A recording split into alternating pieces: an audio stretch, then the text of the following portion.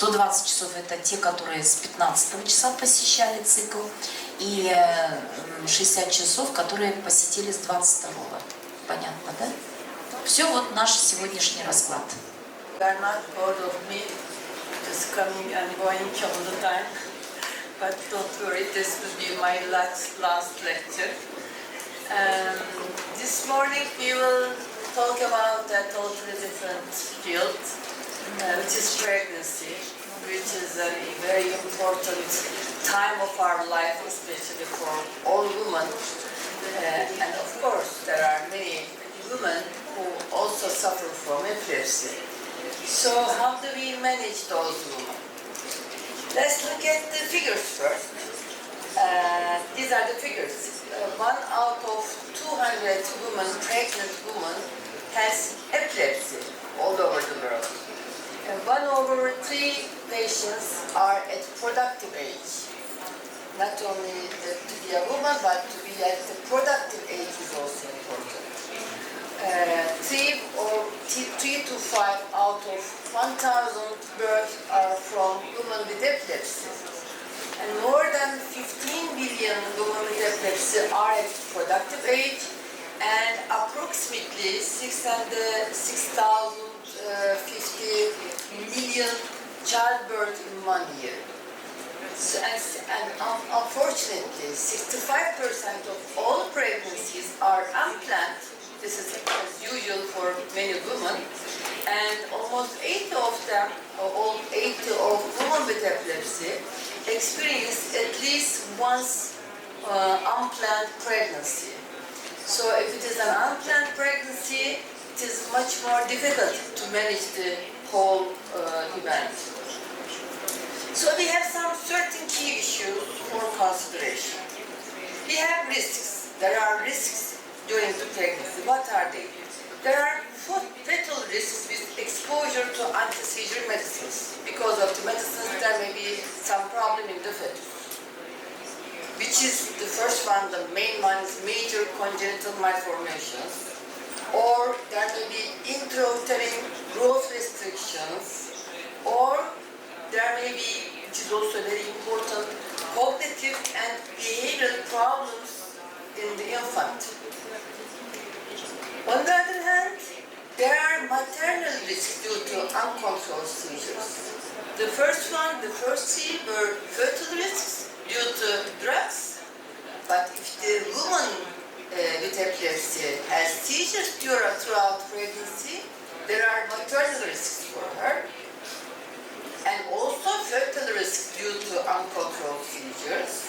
So it's our challenge now. We have to balance the risks of major congenital malformations and all the risks of seizures to the drugs. So this is the really dilemma of the patients, physicians.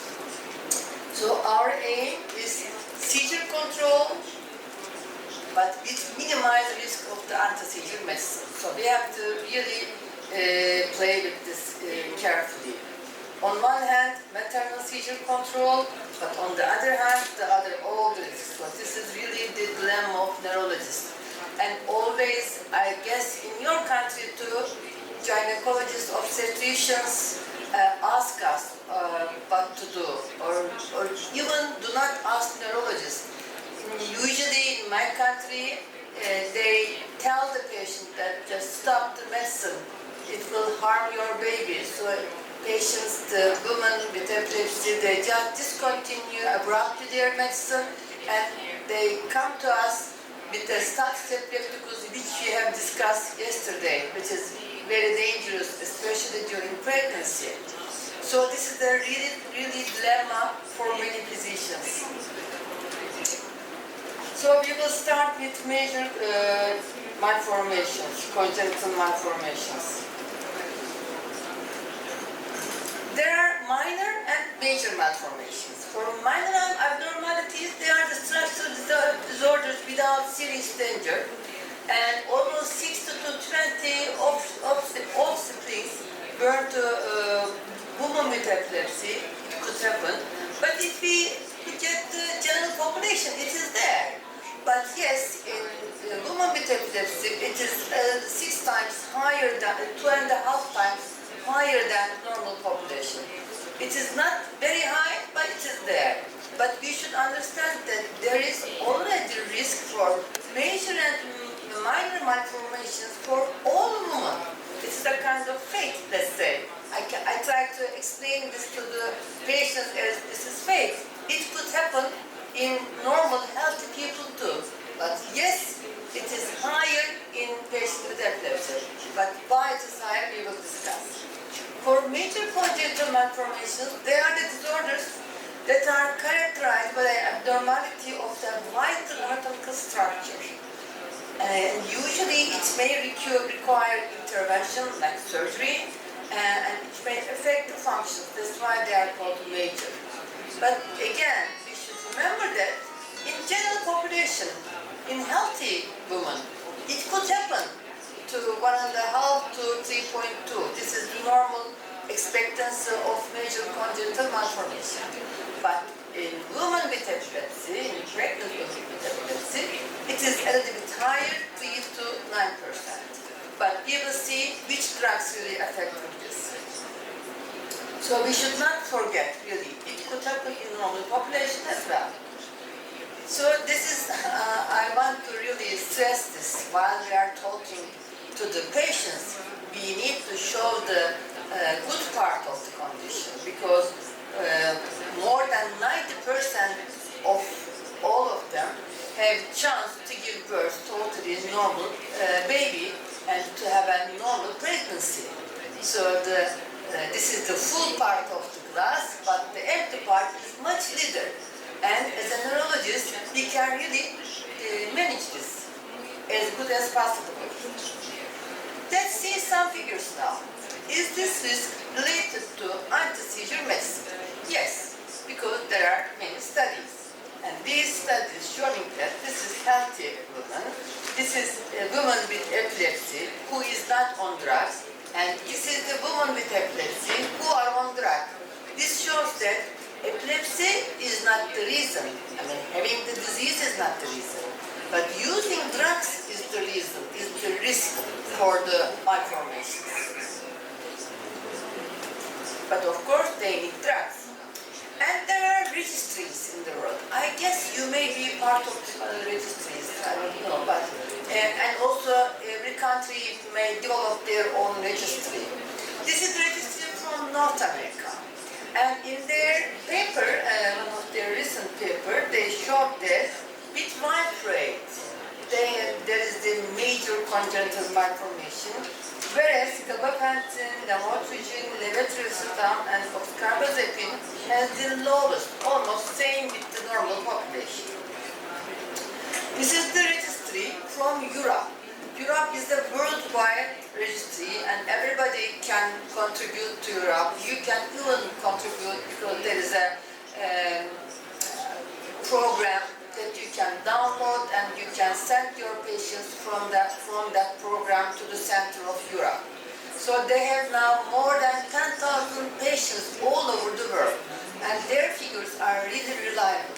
Because for pregnancy registrations, it is important to have as many patients as possible, because there are many numbers, there are many different drugs, and each drug has their own dosage for the patients, so there are combinations. So when you group those patients, there are always very small groups, which is difficult to make a more reliable estimation. But for Europe, it is really many patients at this moment, so their results are really reliable, at least in terms of statistical science. Yes, this is the Europe study. And again, valproate has the highest risk for the malformation, whereas OzkaraCerrahpasa, lamotrigine, and levetiracetam is the lowest. This is the comparison of 3 registries: Europe, North American, and UK and Ireland. UK and Ireland has a common registry, so this is the comparison of 3 registries. Again, here valproate. In all 3 registries, valproate has the highest risk, whereas levetiracetam, lamotrigine, and OzkaraCerrahpasa has the lowest. So, I mean, in almost all registries, like this. Valproate always the highest risk for malformation, whereas levetiracetam, oxcarbazepine, and lamotrigine has the lowest risk. What about polytherapies? Let's look at the polytherapies. If there is valproate in the polytherapies, again the risk increases. This is carbamazepine with lamotrigine. This is lamotrigine with something else but not valproate. Here, valproate, carbamazepine, valproate, lamotrigine. As you see, the figures are much higher here. So if there is valproate in the combination, then we have higher risk. But other combinations are not so risky. There are also studies showing what happens with the other combinations. This is the risk of malformation without any valproate. This is from Australia. This is the Australian group. Again, more than 1,000 pregnancies. Even this is not enough. We need more numbers. And in polytherapy, it is almost 7 point, and monotherapy 6 and 3.5%. They show that this does not change when combined with levetiracetam, but it increases when combined with topiramate. Now we know that valproate has risk, but topiramate has some risk too. Not as high as valproate, but it is there. This Australian study showing that you should be careful about topiramate too. But this is not a major maybe malformation claustradia, but it's a malformation. Again, from Australia, they in the same population they looked for the valproate, and they demonstrated that you can do polytherapy, you can give combinations if valproate and topiramate is avoided. So this is the main point here: valproate and some topiramate. The second point, yes, we now understood valproate especially is risky, but is it dose dependent? That is also a very important point. This is the dosage. This is the Europe study. This is the valproate less than 650.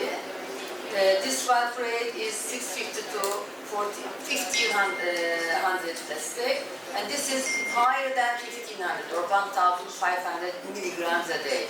So as you see, if the dosage is higher than 1500 milligrams a day, the risk is very high. This is very important. But risk is not that high if it is less than 600. Okay? So this is an important point for us. Also, it is high for phenobarbital. Maybe you don't use, but luminal is still being used in many countries. It's a very old drug. And I can just show you the continuation of this. And even for carbamazepine, if it is higher than 700 milligrams, it is a little bit high, but not as high as the other dosage of valproate. It is almost within the limits of the normal controls, we can say. You see, because we know that in normal population, up to 3.5 points percent of patients may have malformation. So it is not much higher than normal population. And the lamotrigine is low here. This is dose-dependent teratogenicity. Again, this is another study from, this is the Europe study again. They wrote firmly that valproate-related malformations are dose-dependent, regardless of mono or polytherapy, whether it is given monotherapy or polytherapy. But if it is higher than 1,500, there is a risk of major malformation. And another study from United States, they looked for all mothers. Doesn't matter if they have epilepsy or whatever. It could be migraine, pain, psychiatric, some other, all others. But if they are using any anti-seizure drug, they look at the outcome, what happens to the babies. What type of major congenital malformation do they develop? With valproic acid, there are 8 types of different malformations, so many. If it is topiramate, it is usually cleft lip with without or with cleft palate, and with others some other types. But this is also interesting to see that so many different types of malformations may happen with valvulosis. So we finished with the first point. Major congenital malformation, you may have more risk with high doses of valproate especially, and some topiary. What about cognitive and behavioral problems? This is a paper showing that how is the IQ scores of those babies or children born from women with epilepsy when they are at age 3. Here we see again babies on valproate who exposed to valproate throughout the pregnancy has much lower IQ compared with the other ones. This is again important. Here the median dosage is 1,000. Again we can consider it as moderate to high dose. And if it is low dose of valproate, it is almost same. It's again a little bit lower than normal, but almost same with the others. But if it is high dose, again there is a really very remarkable difference. These are the other studies showing what happens when the children become age 6. Again, if they are exposed to high dose of valproate, their IQ is lower than the others. These are two different studies. One is NEED study, one is from another study, and both of them showing that if the valproate is high dose, it is less than the others. This is the IQ score, and IQ scores are always lesser than the other drugs, the babies who are exposing to the other drugs. Especially verbal abilities, impaired educational interventions really needed for those kids. Another study compared levetrestan with sodium valproate, because now we use levetrestan very often. So can we rely on it? They looked for the early cognitive development, and it is demonstrated that with valproate it is worse. But levetrestan it's almost same as normal. So comparison demonstrated again that valproate is worse than both normals and levetrestan users, whereas levetrestan is the same as normals. This is levetrestan. What about language and motor development at 3 years of age? Again, in all studies, we see that this is the red one is valproate. Valproate compared with the levetrestan and controls, they are usually in lower ranges. So not only the IQ but also language, motor development, they are all within the lower limits if they are exposed to valproate. What about behavior? Again, there are studies showing what happens after delivery, age at 3 years. Valproate and some carbamazepine, motor and adaptive functions are either impaired or decreased. Again, with valproate, social ability is decreased, and again with valproate, there is high risk of ADHD, attention deficit hyperactivity disorder. Why? And the same group looked for the kids when they are at age 6. Again, with valproate, dose-related impairment in daily adaptive functions, and again, still susceptibility to ADHD. So, these are 3 studies, the summary of these studies from Denmark, Sweden, and France. Exposure to valproate is associated with 2 to 5-fold increased risk of autism and autism spectrum disorders. 1.5 to 1.7-fold increase in risk of ADHD. 4 to 5-fold increased risk of intellectual disabilities. but we don't see similar associations with exposure to other anti-seizure medicines. Again, it is associated with the risk of early neurodevelopmental disorders, but it is really dependent on the dose. If it is higher than 1,000 milligrams a day, and exposure during the second and third trimester. We should not forget that major or minor congenital malformations develop within the first trimester, within the first 3 months. But developmental disorders develop during the second and third trimester, which means that it is not only to control the dosage within the first trimester, it's also important to control the dosage within the second and third trimester, but with valproate. Because there is no similar associations with the other anti-seizure medicines. So whole pregnancy is important. This is a very recent paper, 2022, from JAMA actually.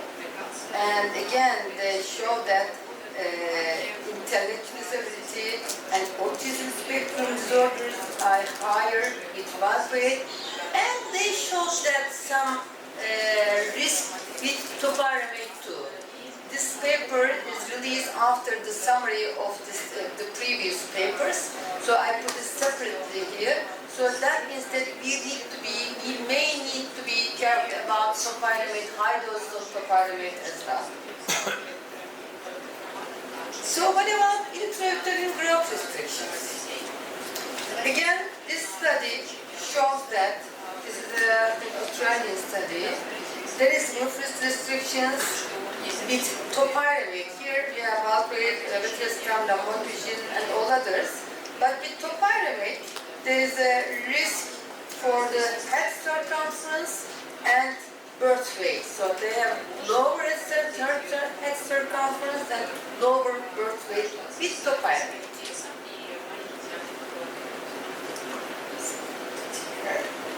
And these are the growth restrictions, again, comparing with other drugs and other studies. Again, topiramate, phenobarbital, and donidalorsen monotherapy, they show that high risk for gestational age. We didn't see donidalorsen in previous study because donidalorsen is not very widely used. And to make a conclusion, you need enough number of people to give a more reliable figure or conclusion, as I mentioned in the beginning. But now we started to see more and more donidalorsen by levetiracetam because the number of pregnancies are increasing to make some more firm conclusions. That's why now we have just seen donidalorsen. And it is also expected because donidalorsen has some almost same type of action mechanism and some formulation, chemical formulation like topiramate, so they may have more or less similar actions. What about unilateral death or miscarriage? Actually, they didn't find any difference between drugs. There is no effect for using folate throughout pregnancy to do unilateral death or miscarriage. There is no relation with fetal loss and with drugs. But according to this study, the most important risk factor for death or miscarriage during pregnancy is malformations in parents themselves and being on polytherapy. But they didn't mention about which polytherapy it is, but in general polytherapy. Now we are coming to the second step, the seizure control during pregnancy. It is very important because why we are giving the drugs to control the seizures. The effect of pregnancy on seizure frequency is variable. 1/3 it changes, 1/3 it doesn't change, and 1/3 it increases. This is a general statement. But the best predictor of seizure frequency during pregnancy is one seizure frequency 1 year prior to pregnancy. So if you follow the patient and see that during the last follow-up period, all out 1 year, the patient is totally seizure-free, we may predict that they will continue to be seizure-free throughout the pregnancy. So this is the best way to predict. But of course, without changing the medicine. Otherwise, we cannot make this estimation. So what are the maternal and fetal risks if they are seizures? Now, in the first part, we talked about the drugs, what are the drugs are doing, but also we need to avoid the seizures because they also may harm to both fetus and mother. These are the fetal risks. It may especially generalized tonic-clonic seizures may lead to fetal hypoxia and acidosis. They can reduce fetal heart rate. If it is a status, it may lead to fetal death, miscarriage. And maternal seizures can cause traumatic fetal damage. And it is in one study, it was shown that more than 5 generalized tonic-clonic seizures during pregnancy is associated with lower IQ infants. What is the maternal risk? Of course, it has social, medical, and psychological effects.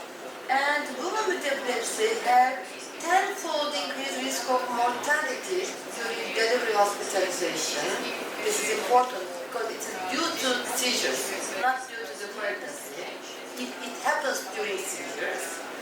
And often, Cigdem is described in some patients. It is usually associated with suboptimal care.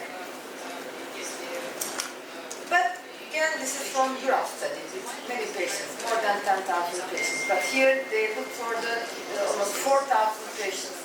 4,000 patients pregnancy on monotherapy. What happens with the seizures? You see, more than 50% are completely seizure-free throughout pregnancy. 15% had generalized tonic-clonic seizures, and 18% had the other type of seizures. So we might be confident with the figures that majority of them will be seizure-free during the pregnancy. Why some of them have recurrent seizures during pregnancy? It is usually subtherapeutic drug levels. I will emphasize this point later again, but during the pregnancy, there are a lot of physiological changes. So due to say changes, the dosage of drugs, the level of the drugs, especially some drugs, decrease remarkably. So we should be very careful because they will have withdrawal seizures due to low concentration. And also absorption, distribution, metabolism.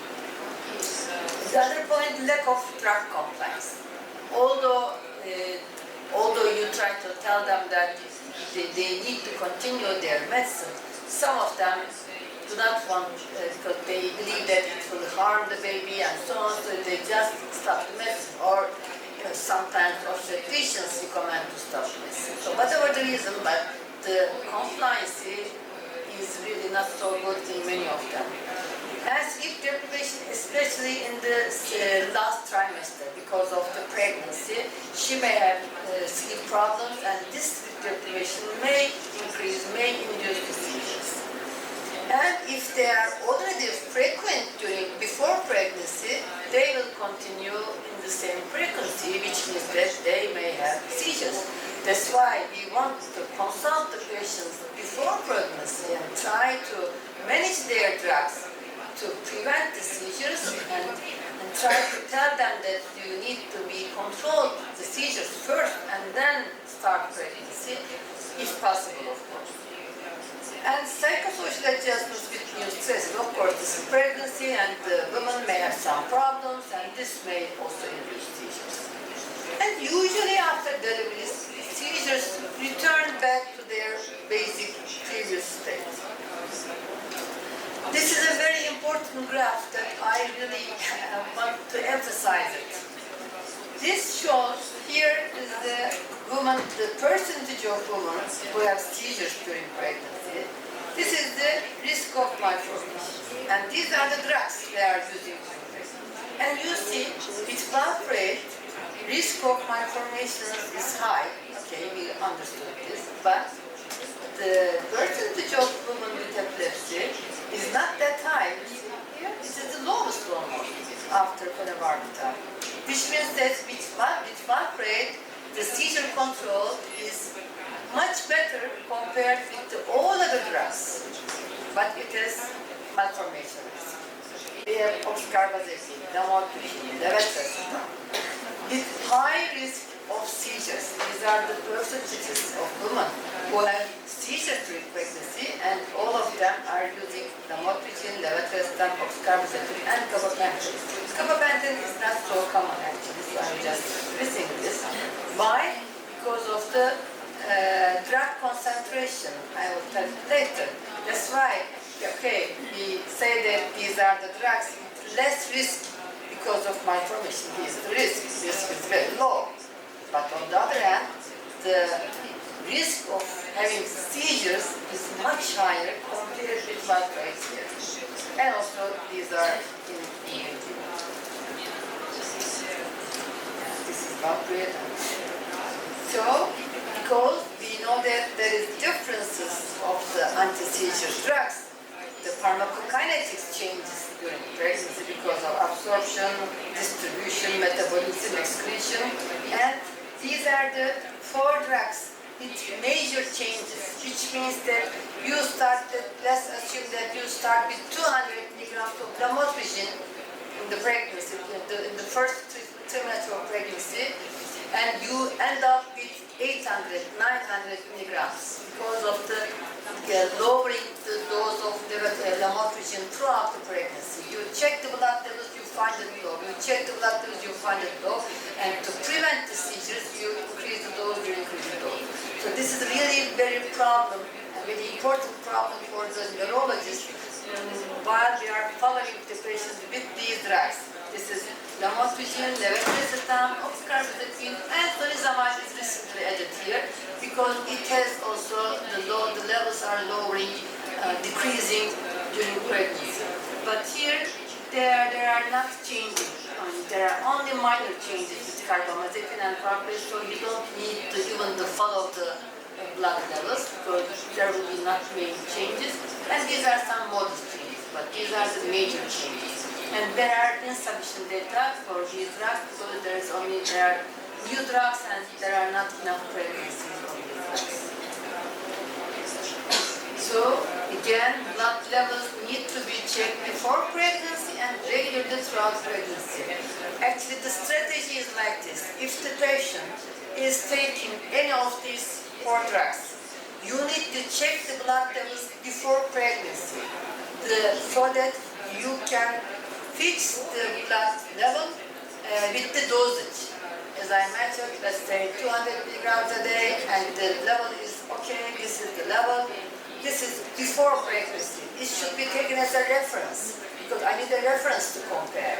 And then, after pregnancy, we will check the blood levels again and compare with the initial pre-pregnancy levels. And if we see that, actually it is said that if it is less than 1/3 of the previous one, then increase the dosage. It depends on you. If you don't feel safe, you can increase every time you find it decrease. Because we don't want them to have major convulsive seizures during pregnancy because of the reasons that we have just discussed. But about folate use, we know that all pregnant women now prescribed folate before pregnancy, and they were asked to take it throughout or in the first trimester, at least in the first trimester of pregnancy.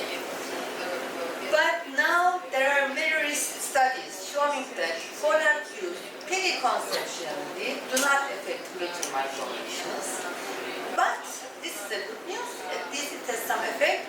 Cognitive development is better who use folate and who breastfed their infants.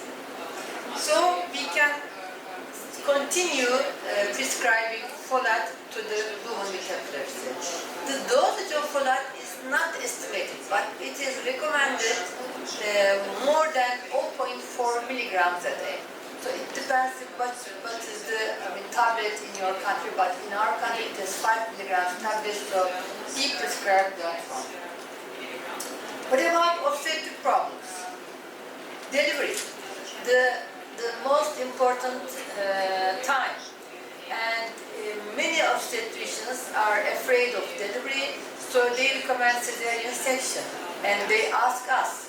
I never tell them that they need cesarean section because it is known that during delivery the seizures are not increasing.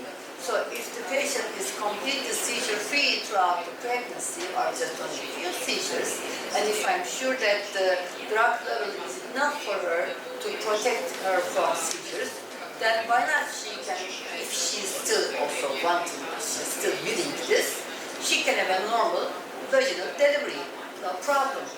But if she has some increased seizures during pregnancy and if frequent seizures, of course, may cause a problem during delivery, so it may not be recommended.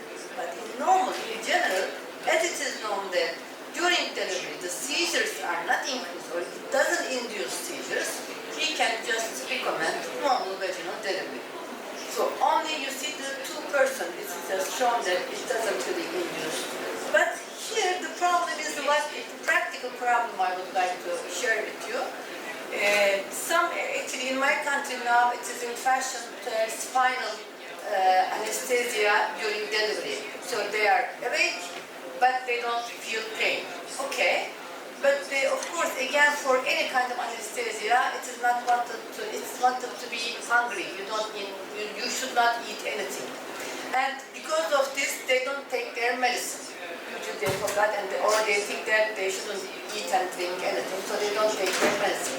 And usually during the delivery days, this is the last days of pregnancy, they have a lot of pain, they are sleep deprived, and all these triggering factors there. And without the drug, then the patient has seizures, either during delivery or right after delivery. I saw it very often, especially with many patients with GME.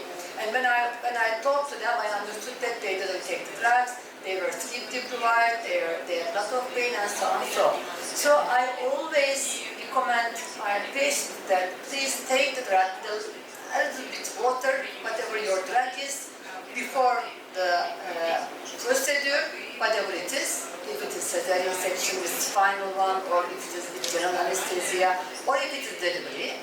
Don't forget to take your drugs and do whatever you want them. Because of this, at least we can manage this. Because the more frequent in patients with subtherapeutic blood levels. During pregnancy, they may not come to regular visits, and I really don't want them to come and go to the hospital settings, especially during COVID or with a lot of viral infections all around. So I just communicate them either through WhatsApp or some phone or mail.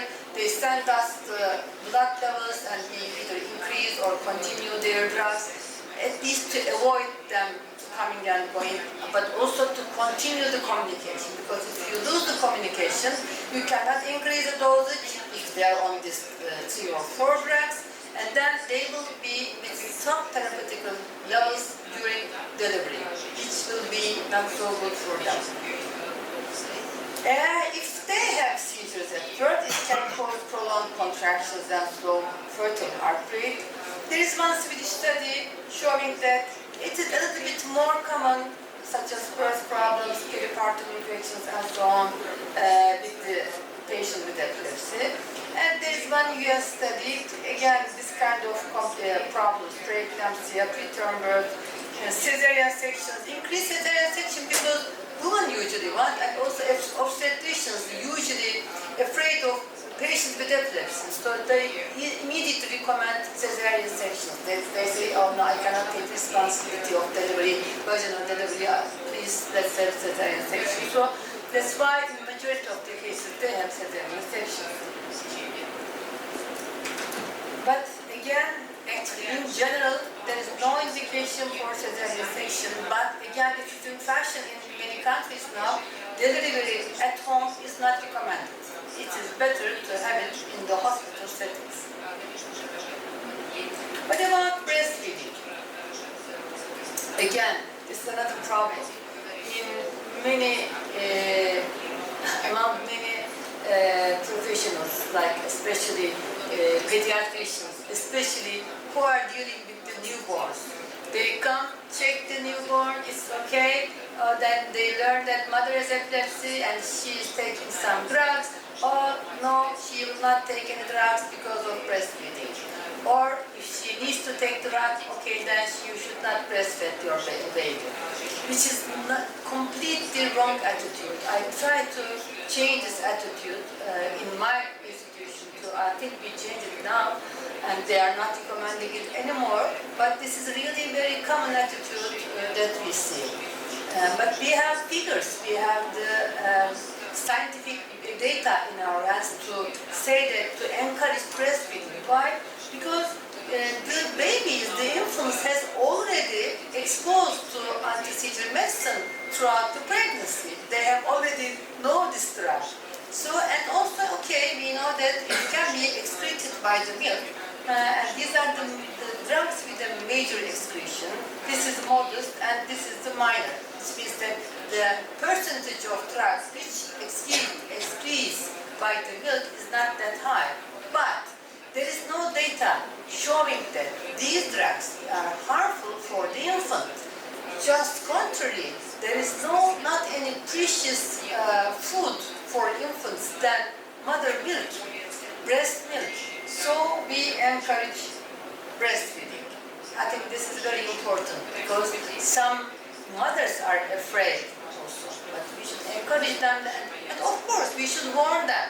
We should warn them if they see something wrong, we don't know if it is related to the drug or not, they can stop breastfeeding, but otherwise we encourage them for breastfeeding.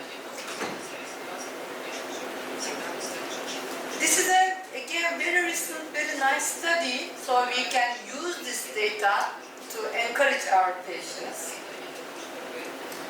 If mothers using anti-seizure medicine, does breastfeeding affect the cognition? No. That means that they can really breastfeed their infants. There will be no problem related to their cognitive cognition, because this is the major thing for the mothers if something happens with the baby's IQ, behavior, and so on. But this is the figures and this is the scientific study showing that no, so we can really encourage the mother. This is the result of the study. No difference in IQ was found between the children of mothers who use these drugs and who give breastfeed to the infants. So, what will be our management strategies before pregnancy? Because whenever we see a patient with epilepsy at productive age, if we think that, okay, she's a young girl, she maybe get married one day, so even there is no planning of marriage or anything else, we can start telling them that they can get married, they can be pregnant, and so on, but please let us know beforehand. And I usually try to start as appropriate drug, which can be used during pregnancy, because you never know. You may lose the patient, you may lose the connection with the patient, but at least I will feel safe that I prescribe that appropriate drug for this young girl if she gets married or pregnant or so on. So at least she will not be in harm in terms of at least major congenital malformations. But counseling is very important. So we start counseling right before, right after we see the patient in our outpatient clinic. Even there is no planning of marriage or pregnancy. At least these are the information that will live in their memory. So really in many patients they come that they decide to get married and then plan pregnancy, so they ask your advice and so on. So it is very important really early counseling. And whenever possible we avoid valproate and possibly topiramate. That's why, especially for GME, it's a major problem. There are many young girls or women with GME that you need to control with valproate. But then, in the first day, we discussed this probably, but we will start with the others, with levetiracetam or lamotrigine, and then we go back to valproate if the other two is not really working.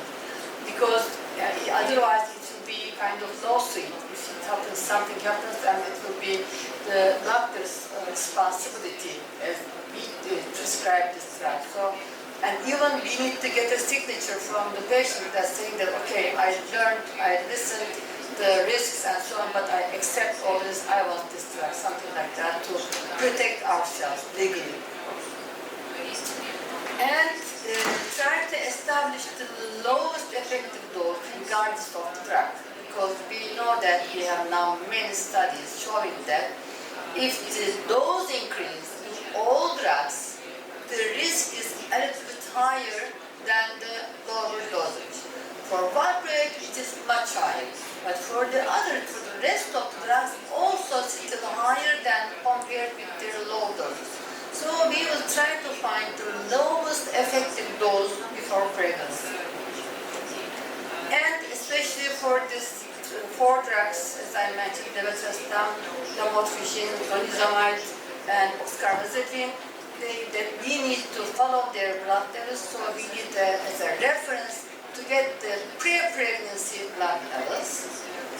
And of course, we need to tell the patient that they need medicine throughout pregnancy to prevent seizures. Seizures may be harmful for them. It is dangerous, so they need to use their drugs.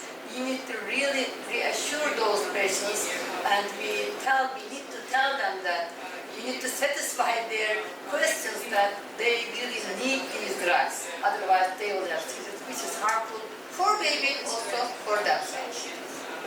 And considering the folic supplementation before pregnancy is a general attitude for all women. During pregnancy, try to avoid seizure precipitants, like always we do, actually, especially sleep deprivation, which is very important.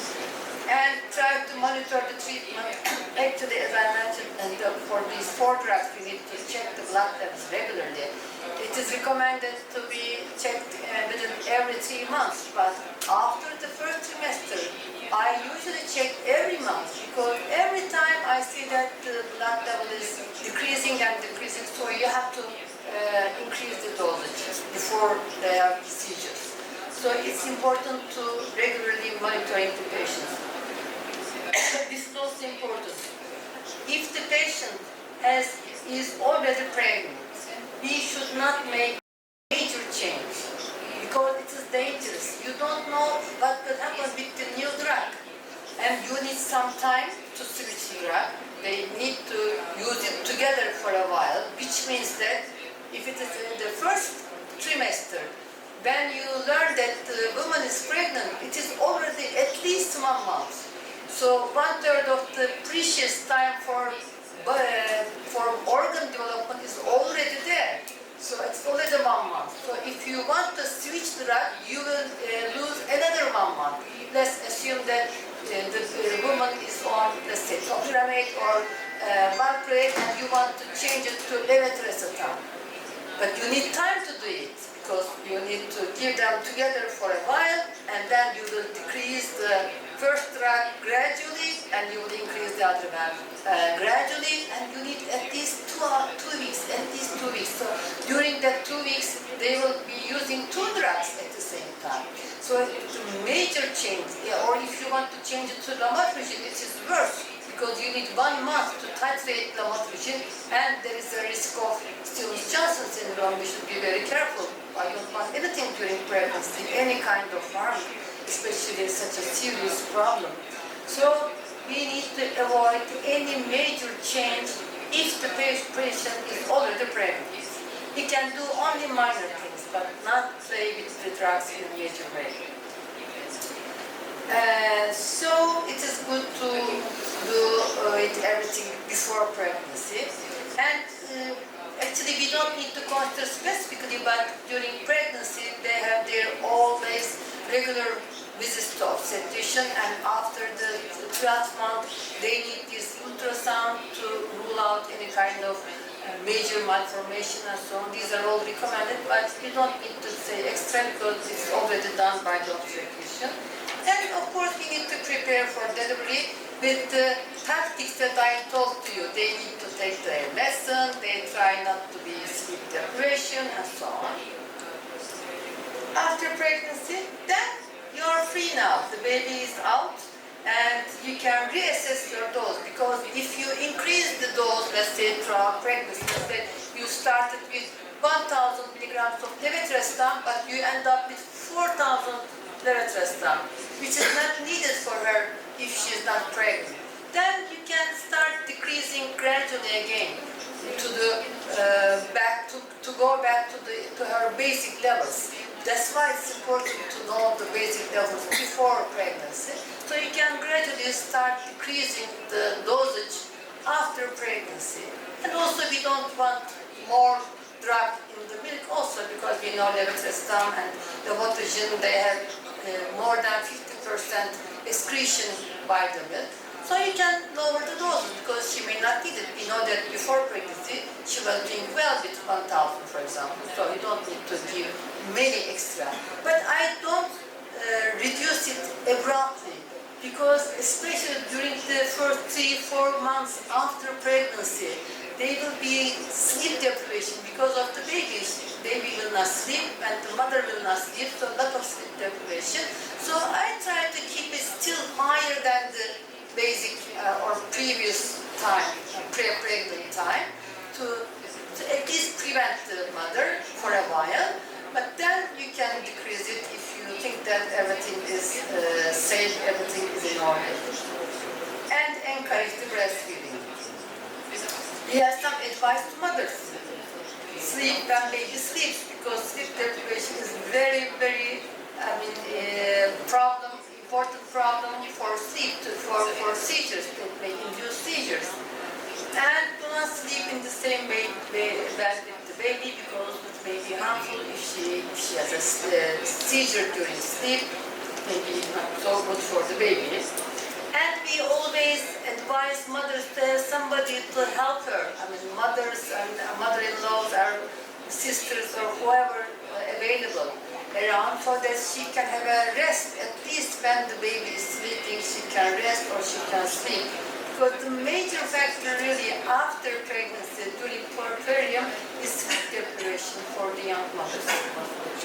And sit on the floor while changing and feeding the baby, just to protect the baby. Because I've seen a mother who dropped her baby during her myoclonic jerks in the morning because of the sleep this morning. She had jerks and she dropped the baby. Thanks God that nothing happened to the baby, but it could happen. And try to take the medication after breastfeeding. This is just a trick that you can really advise, because it will be helpful to reduce the drug excretion to the breast milk, because just feed your baby and then take your medicine. So it will be, because the peak time will be later. So it's just a simple advice that you can give it, if possible, of course. And do not wash the baby alone, again, just to protect the baby. That's it. But I think this is also very important. Overprotective attitude towards the mother should be avoided. Otherwise, they may shed the role of motherhood. I saw, in my outpatient clinic, the new mothers with the baby, they come to consult to you, to show the baby, and they're always with mother-in-law next, and the baby is held by mother-in-law. The mother is just sitting there.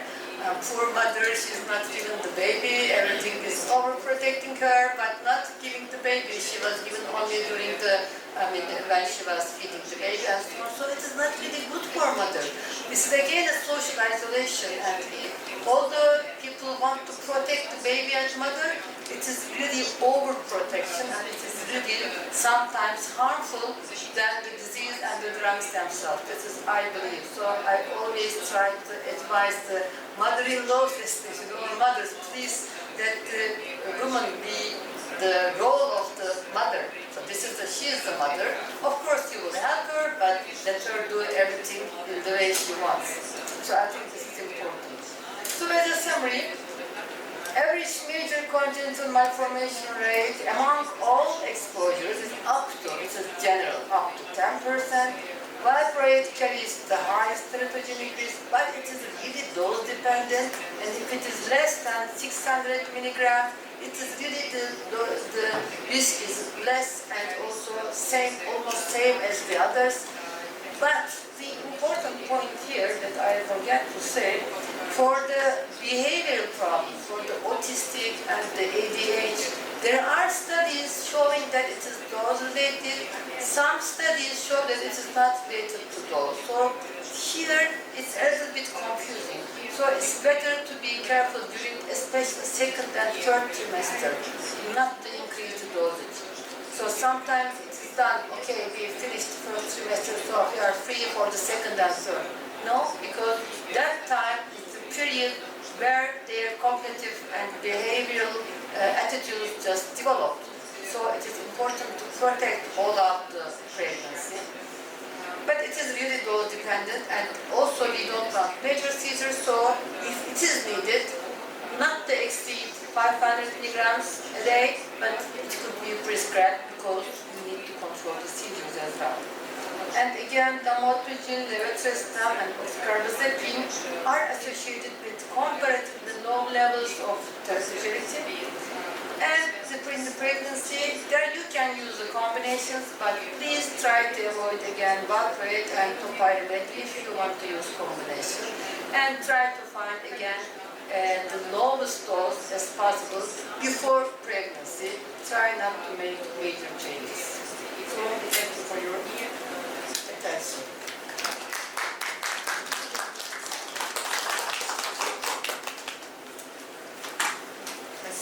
Профессор, да. Ну, вот многие принципы, которые озвучила профессор, мы так и делаем, да, и стараемся назначать при беременности левитирацетам, или окскарбамазепин, или ламотриджин. Ну, вот, некоторых зачастую, конечно, есть женщины, которые на вальпратах.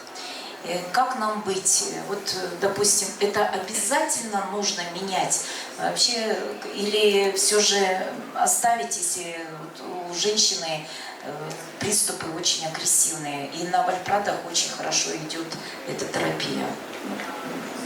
Вот я имею в виду судороги, они как бы купируются. Что нам делать в этих случаях? Все-таки вальпрат снижать в дозировках и добавлять тот препарат, который не тератогенный, да, или же оставить как есть?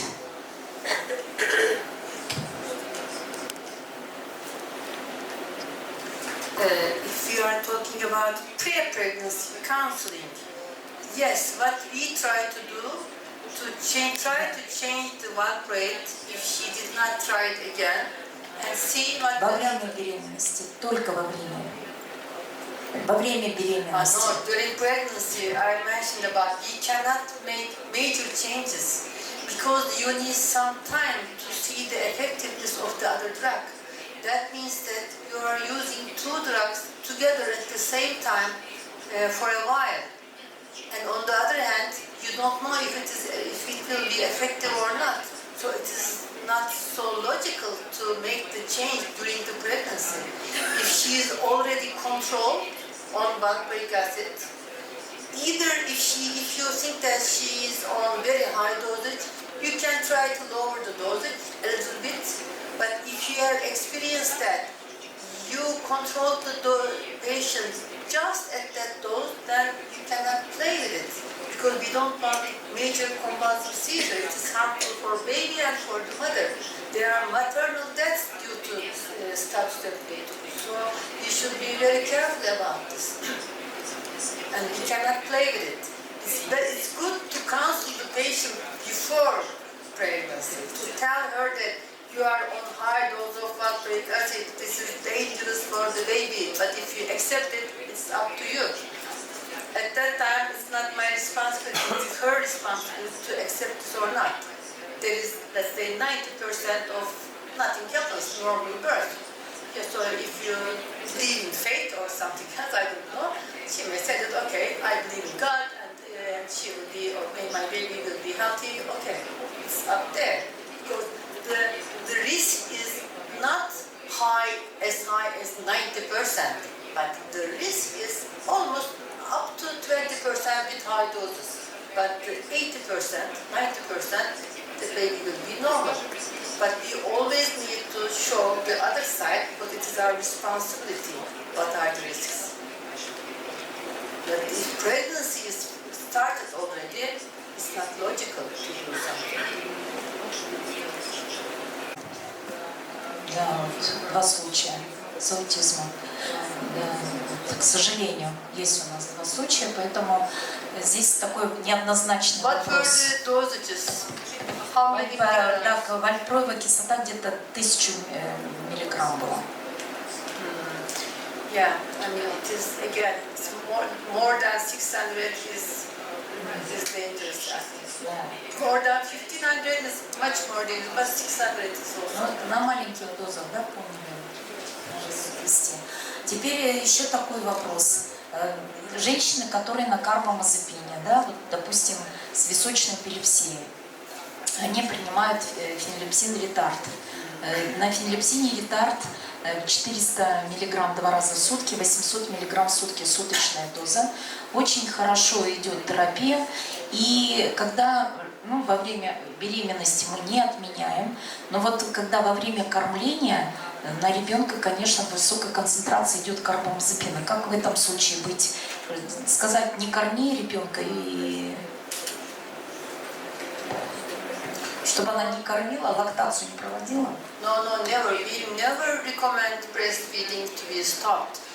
Especially with carbamazepine, the percentage of excreted drug through the milk is not that high. And for valproate and carbamazepine, it's not very high. And it doesn't matter if it is high, because breastfeeding is very important, and we never do that. We always encourage the patients for breastfeeding, but we want them to be a little bit careful. If they find something else different for the baby, they can just consult with the physician. But in general, there isn't any study, any case that documenting or demonstrating that the medicine through the milk is harmful for the baby. Because think about that, they're already exposed during pregnancy. The baby is already exposed to this drug. It's already there, actually. Спасибо. Есть вопросы?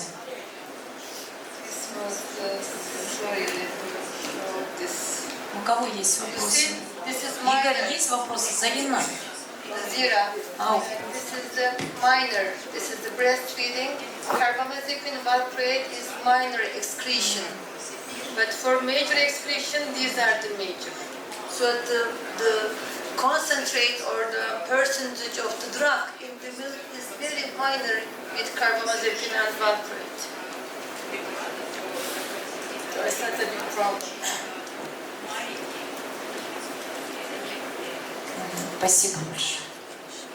Есть вопросы? Ни у кого нет, да, вопросов? Спасибо большое. Есть вопросы? А здесь сюда.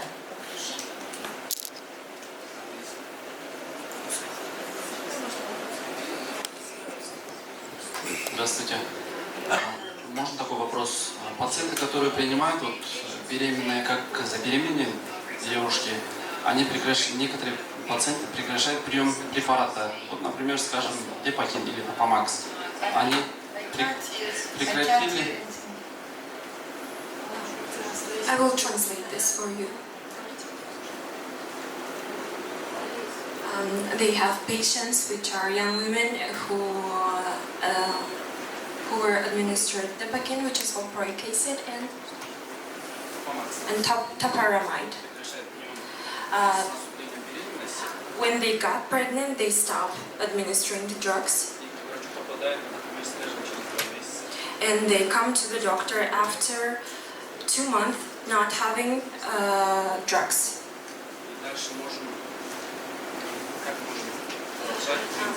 How can we continue the administration of the drugs knowing that they stopped it for some time? Because they are coming to the doctors after 2 months not having any drugs. But she was on which drugs before? Valproic acid and topiramide. Okay.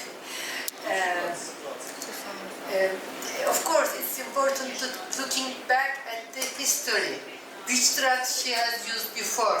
If she has not used, for example, lamotrigine or levetiracetam, you can it's easier to start with levetiracetam because you can start with a full dose in the beginning, since the beginning. So if she has not tried levetiracetam before, if I would dare, I would start with levetiracetam. It is easier to titrate and see what's going on. Otherwise, if it doesn't work, I can add lamotrigine next to it, and if it is not still work, then we will look forward why she is having seizures and so on. I think it's important to understand first what type of seizures she is having. Is she a patient with GME? I know what to do. I will, for sure, will start with levetiracetam. If that doesn't work, then lamotrigine, and then I can use valproate. But if you learn in the history of the patient that she has already used all these drugs, which didn't work, and it is only stopped with these two combinations, then you cannot do anything else, but you will continue with the combination, which is not really highly recommended. Again, I may try at least one with low dose of valproate, with at least less than 600 milligrams, and see what's going on. And if needed, you can add lamotrigine, just combination. Lamotrigine is not so dangerous for the pregnancy, so it's a good combination. But it's important to know what type of epilepsy, what's going on, and to know what happened before. How was the drug treatment before, so that you may something in your mind that you can manage. But if she's drug-free at that moment, at least you can start with the safer drugs that we know. Thank you very much. Профессор, еще вопрос. Насколько надо мониторировать концентрацию препарата в крови у беременных женщин и послеродовом периоде? Postpartum is not so necessary because we know what happened pre-pregnancy. We have the reference levels, and we know that we increased the dosage because the blood levels were decreased throughout the pregnancy. So you don't need to check it actually. For me, I never check after pregnancy, but I leave it for a while high to prevent puerperium, because she will have sleep deprivation, so she may have some exacerbation of the seizures because of this, but then lower the dosage to the basic, to the pre-pregnant levels. Because the patient may have side effects due to high levels too, because the blood levels will not be as low as during pregnancy. There is no more excretion like during pregnancy. So she may also complain about some side effects. If this is so, then you will immediately decrease the dosage. Otherwise, you can wait for a while, follow the patient, and then start decreasing. It's up to the patient's condition. Спасибо. Теперь насчет такой вопрос. Когда целесообразно давать фолаты? В первом триместре, во втором продолжать и в третьем триместре? Или только первый триместр давать фолаты? Вместе с антиэпилептическими препаратами. Просто здесь сидят все неврологи, которые сидят в амбулаторно-поликлиническом, да, на уровне поликлинического звена, и они должны это делать когда-то.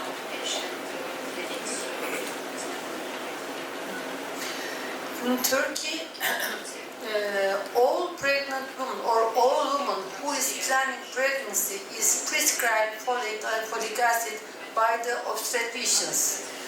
If they come before obstetrician to you, you can start actually, because it's important to start before pregnancy, because you never know when they will get pregnant. So it's important. And how long it will take, again it depends. It is recommended to use it during the first trimester especially. But then the obstetricians usually continue, but it's said that it is not so needed, so it's not so clear I think. Even the dosage is not clear. We know the minimal dose, which is 0.4, but we don't know the maximal dose. So, but again, it is good not to give high doses, more than, let's say, 5 to 10 milligrams, I think.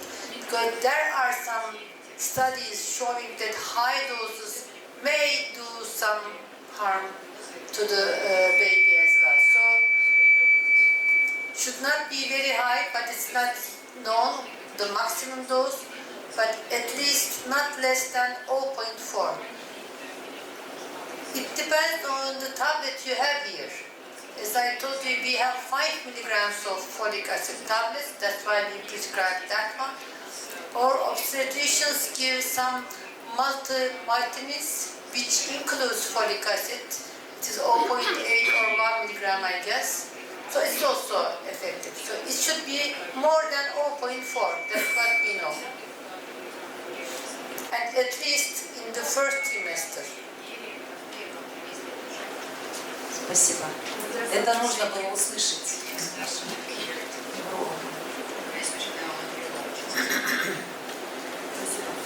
Есть ли рекомендации по количеству, когда мы можем считать, что пациент находится с каким-то количеством приступов, группе с контролируемых приступов, группе с контролируемых приступов, если они являются генерализованными вторичными латеральными синдромами, либо какое-то количество парциальных приступов, когда мы можем разрешать самостоятельные роды, либо рекомендовать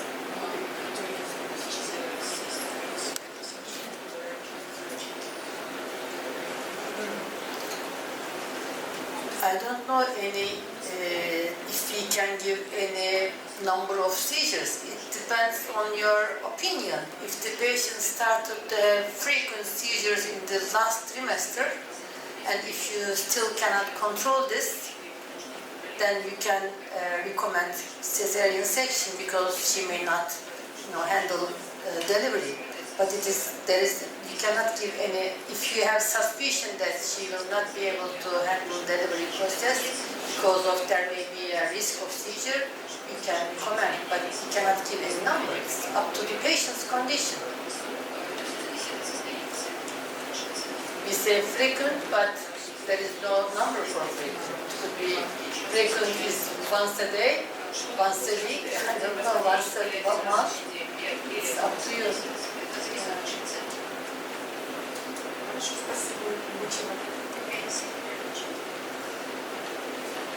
Спасибо, профессор. Спасибо большое. Да. Я поблагодарю профессора за поучительную